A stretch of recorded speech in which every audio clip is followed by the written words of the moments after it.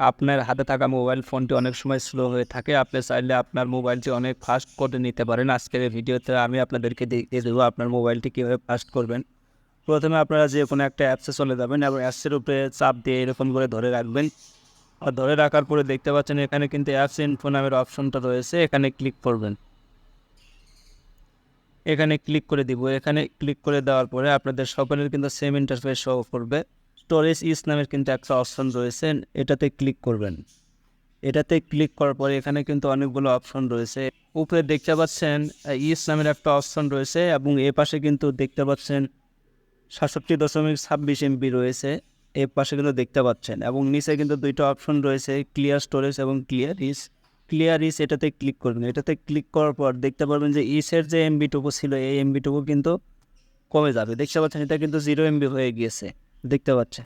তো এখন কি করবো, এখান থেকে ব্যাক চলে আসবো, সরাসরি এখান থেকে ব্যাক চলে আসবো। ব্যাক আসার পরে আপনাদের ফোনের সেটিংয়ের কিন্তু আইকনটি খুঁজে বের করবেন। তো আমি আমার ফোনের সেটিংয়ের আইকন খুঁজে বের করব, এবং উপরে দেখতে পাচ্ছেন সার্চ বার রয়েছে। আর এখানে সার্চ বারে লিখতে হবে রিমুভ অ্যানিমেশন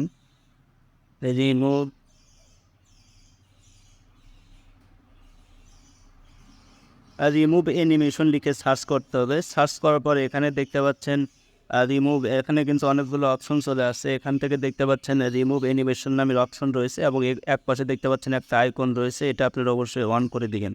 অন করে দিলে আপনার অ্যান্ড্রয়েড ফোনটি এখন কিন্তু আর স্লো হবে না বা হ্যাং মারবে না, এখন কিন্তু খুব ফাস্ট চলবে।